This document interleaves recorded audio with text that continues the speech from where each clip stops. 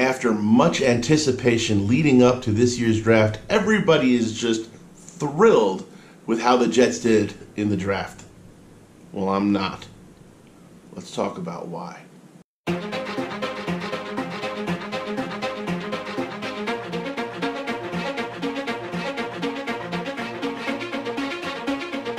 Hey guys, welcome back to JetsHq. I'm Howie.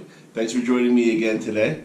Hey, we just had the draft and we did a live stream. I'm really thrilled to have been able to share it with so many of you guys. But I wasn't as thrilled to see what the Jets ended up doing. We're going to talk all about that. We've got a lot to say today. But let's talk about something that's going to make us a little bit happier first. First, let's talk about the Giants draft. Well, the Giants, they did a great job of making the Jets happy. For the first time in franchise history, the Giants had 3 first-round picks, and they fucked up every one of them. First of all, I want to go back to some reaction to their very first pick, the number 6 pick of the draft. Let's take a look at a little bit of some of that reaction from our live stream. This is easy Josh Allen pick, just easy. NFL draft, the New York Giants select Daniel Jones. What in God's name just happened? What just happened? What just happened? People, you got to talk to me. People, something's going on. Did they release a smoke bomb? Was there some gas? What just happened? The Giants just took the number 4 quarterback off the board at number 6. Holy shit! Wait a second. Is this a joke? Did they let all the kindergartners in and make the picks? Hold it. That can't be happening. This can't be happening. Okay. There you go, Giants. Congratulations.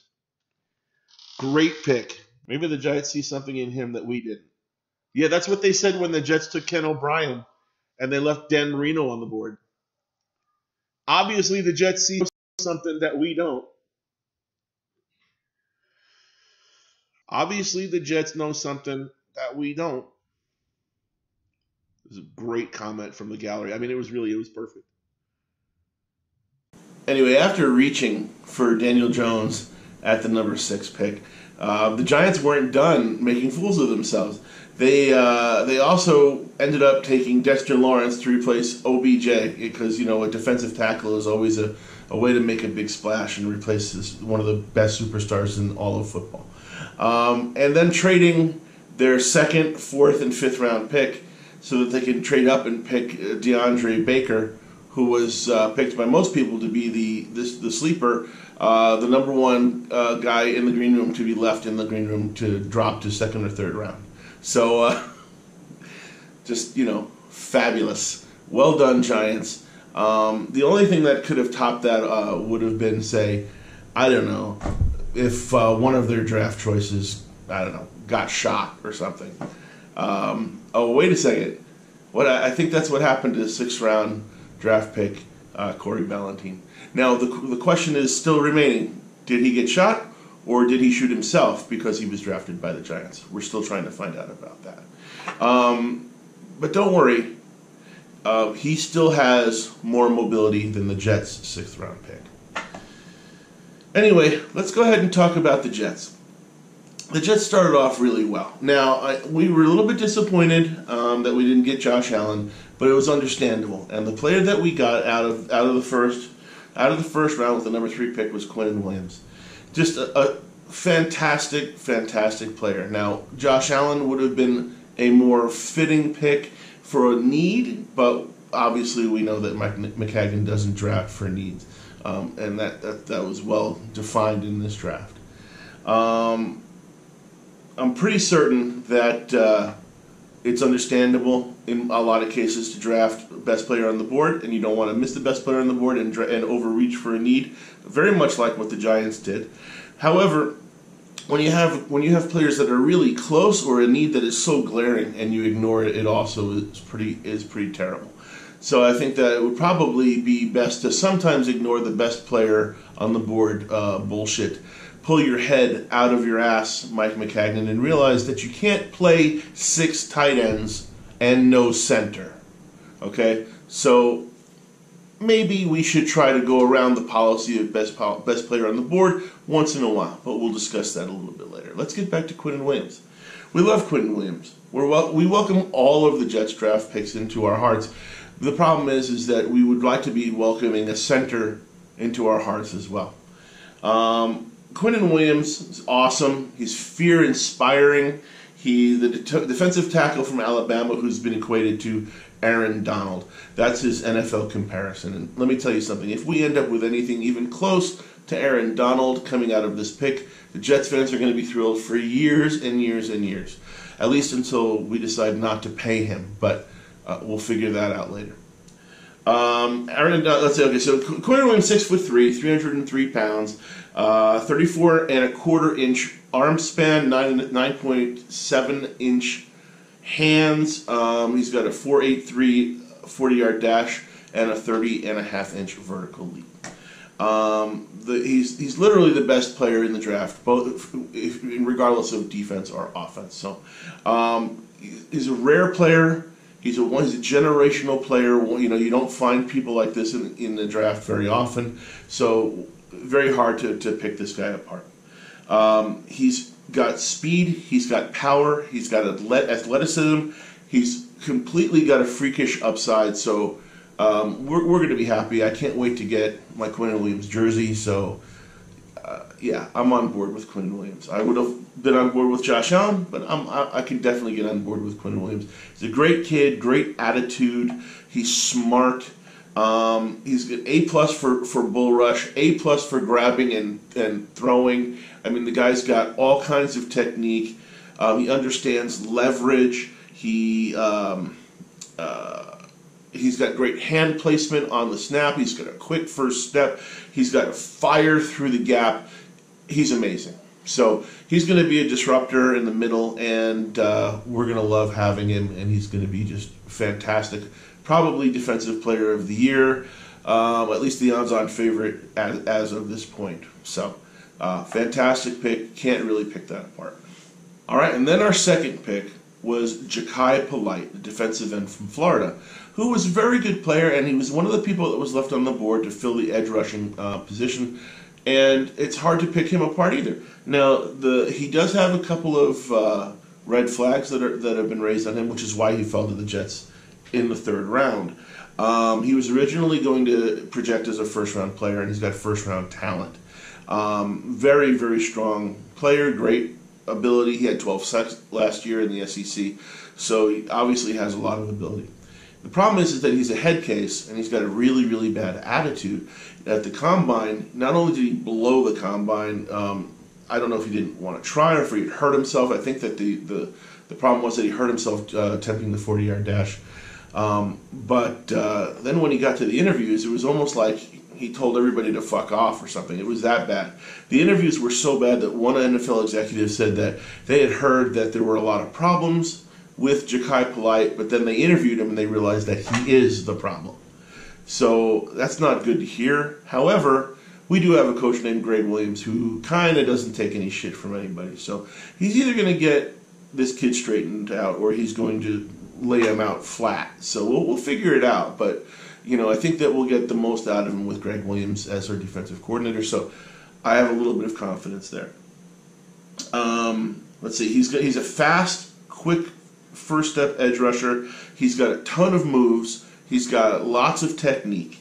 He had 12 sacks, 6 forced fumbles, 17.5 tackles for loss, and 4 batted down passes last year. Very, very good production. He's natural, he's athletic, and he's got a nose for the quarterback. Kid doesn't stop. He's fantastic in pursuit, showed lots of skill even in the run defense where he's a pursuer. He doesn't give up on the play. He's always coming up behind on tackles. His NFL comparison is DeMontre Moore. Now, DeMontre Moore was a really, really good player coming out of college and he had a great first season, but he's since kind of trailed off. He's been on, I don't know, 5, 6 different NFL teams. He was in the AAF on the San Diego Fleet. And when the AAF went belly up, he ended up back on the 49ers. So Demontre Moore had his ups and downs. Hopefully we'll get the ups and not the downs out of Ja'Kai Polite. But he does fill that edge rushing need. So it'll be nice to see if this young kid can pull his head out of his ass and turn into something special and elite on the edge for us. So we're looking forward to giving him a shot there, and we're going to be behind him and give him a lot of love and support, and hopefully he'll return it instead of being a jackass like he had been in Florida. Okay, so then with our other third round pick, we ended up picking Chuma Edoga, the USC offensive tackle, and it was nice to see us going after the offensive line finally. I was really thinking that we would address the situation sooner, but it's nice to go after a tackle. Now he can slide inside to guard, and I don't know. Hopefully he can snap the ball because we really need a center. But either way, he was a teammate with Sam Darnold. Sam Darnold loves him. I think that at the same time, still on the board was Yadni Kajust, the offensive tackle out of West Virginia. So he was kind of a higher ranked guy. We were expecting to draft him. But the Jets obviously knew this guy. They scouted this guy, and he was a fit with Sam Darnold. So, I defer to management's knowledge on this when they're actually scouting and interviewing these guys. So fairly similar. So I'll give them that. Now, of course, Yadni Kajust ended up going to the Patriots, and we're going to have to face him twice a year. So it really sucks if he pans out and this guy doesn't. But I'm going to give the nod to the Jets on this one and say, okay, you made a choice between the two. At least you picked the right position for a change. Chuma Edoga is 6'3", 308-pound guy. He's got 34, almost 35-inch arm span. So he's got a nice wide arm span. He's got 9¼ inch hands. He did a 5.19 in the 40-yard dash. He did 21 benches. So he's a good guy. He's a good prospect. He was a 2-year starter at USC, which is why he got a chance to play with Sam Darnold. And he had a great Senior Bowl, so he really stood out. He did have knee and hip problems, but he only missed 1 game, so obviously it wasn't that much of a problem. The injury wasn't that bad. He's rated at 99.3% pass protection last year, which is the second highest among starters in the entire college football. So as far as pass protection is concerned, outstanding. Now his run protection needs a little bit of work, but I'm willing to give that a shot. Of course, Le'Veon Bell might not be as forgiving, but Sam Darnold will like him anyway to create a pocket for him. Now his NFL comparison player is interesting. Now don't forget, we're drafting offensive linemen to try to replace the offensive linemen that we already have. So we're talking about Brandon Shell, Kelvin Beachum, Brian Winters, replacing players like that. So that's what we're hoping for. Of course, Chuma Edoga's NFL comparison is Kelvin Beachum. So we drafted the exact same guy that we already have, or at least what it looks like. So hopefully he'll develop into a little bit better than that. Of course, Kelvin Beachum is one of the better tackles on our team, if you can say we have a better tackle other than Kalichi Assembly. But I'll take it.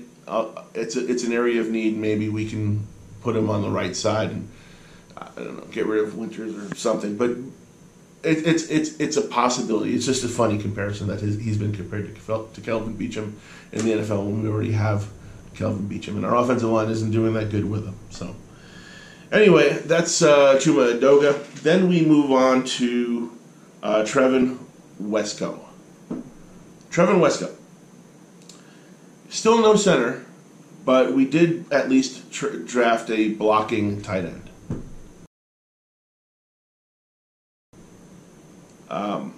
Because that's what everybody said our need was a blocking tight end. Now, don't forget, this man also did get a chance to play fullback, and since we don't have any fullbacks, he can fill that need. But we don't have anybody to snap the ball, so yeah, maybe he can snap. I don't know. Trevin Wesco is a tight end out of West Virginia. He's 6'3", 267 pounds, 34 3/4 inch arm span, and 9.5 inch hands. Did a 4.89 40-yard dash, 24 reps on the bench press, and he did jump a 31-inch vertical. Fantastic. Still, none of that says that he can snap the ball or play center. He's a great blocking tight end. I think that he caught 2 or 3 passes in college. He's a very tough guy. He's known as a very tough guy. He's known as a good blocker, a good lead blocker. He could play fullback for real. It's not a joke. And he'll probably get to play as a blocking tight end in certain schemes.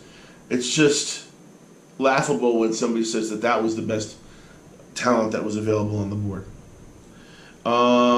He doesn't get pushed around by players that are bigger than himself. He also can play. I don't even know.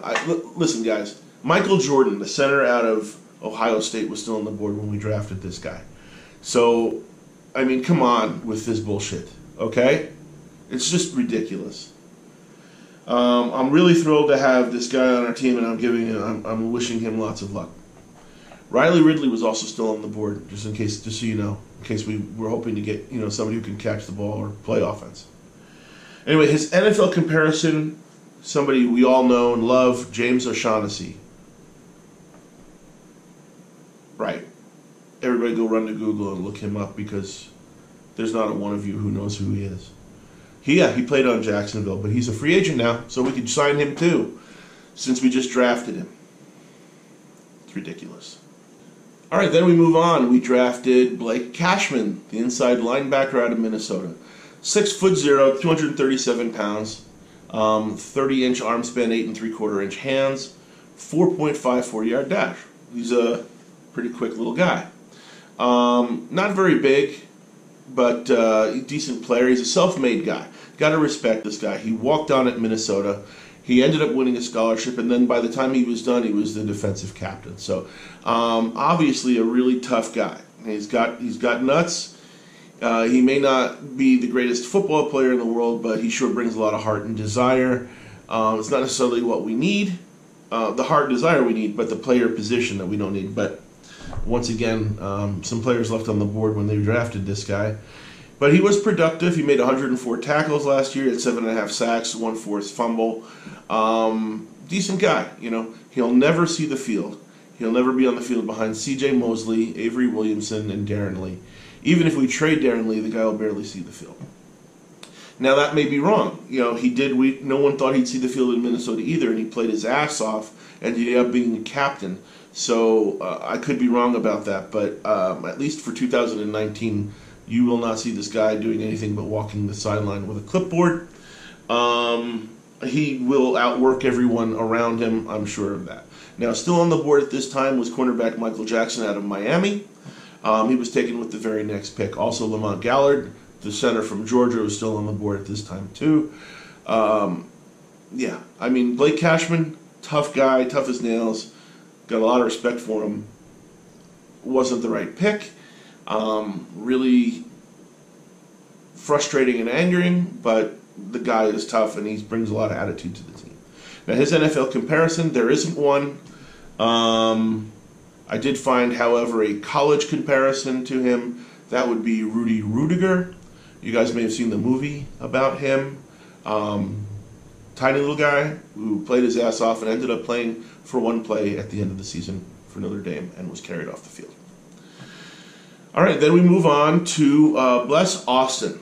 Blesson Austin, the cornerback out of Rutgers. Now, this was just the pick of picks, proving Mike McCagnon will not have a job next year. Bless Austin is a 6'1", 198-pound, 32.5-inch arm span, 10-inch hands, big hands. I quote, he is a low-risk, high-reward pick. That's right, he's a low-risk, high-reward pick. You know why he's low-risk and high-reward is because apparently Mike McCagnon doesn't value his 6th or 7th round picks at all. And the man would be lucky to be walking this year. He's had his ACL on his left knee blown out twice, and he barely played it down for the last 2 years at Rutgers. He won't be ready for camp. They said that he'll probably be on the PUP list. Of course he won't be ready for camp. He's just had his left ACL replaced for the second time. Yeah. Okay. He's got no combine stats because he was on crutches. And I quote, he was really good before all the injuries at Rutgers, end quote. Now, I didn't even look to see who was left on the board at this point in the draft because I didn't want to see it. If we're taking people who are in wheelchairs, I don't even know what to say. Now, I'm sure Bless Austin is a very, very competent kid and has a lot of ability and is a deserving guy, but come on. You know, I mean, you're going to tell me this is the best player that was available on the board? You got to be shitting me. Oh yeah, NFL comparison.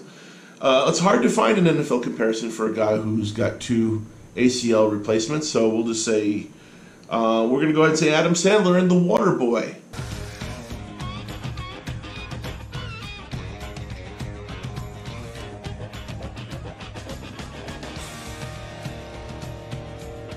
It's clean. It's cold. And that's what I call high-quality H2O. Or if you want to look at it a different way, we could say the Snoopy statue at MetLife Stadium. They both have the same 40 time as our man here, Bless Austin. Anyway, guys, this was a tough one to take. This was a really tough one to take. I know this was a pretty long video. We had to get through all of the draft picks, but wow. Please, anyway, guys, just remember, we can still make fun of the Giants. Unfortunately, the Patriots had a really good draft. They drafted a lot of the guys that I would have taken, so it's hard for me to accept that or to admit that, but that's the case. Remember, go out and make fun of a Giant fan today because they really fucked their shit up. It was funny. It's still funny. If you know somebody, go ahead and joke with them on Facebook about how terrible their draft was and how one of their draft picks was just shot. If you don't know anybody on Facebook, just go and post stuff because you won't believe it. If you put the word New York Giants in your feed, it'll get to the right people. Believe me, they'll get to read it. So anyway, guys, have a good time with that. And please welcome all of these Jets picks onto our team. I wish them all success. I really do. I hope I'm wrong about all the ones that I picked on here and ragged on. I'm pretty sure I'm not. I hope that I'm wrong about McCagnon losing his job by the end of this year, the beginning of next year.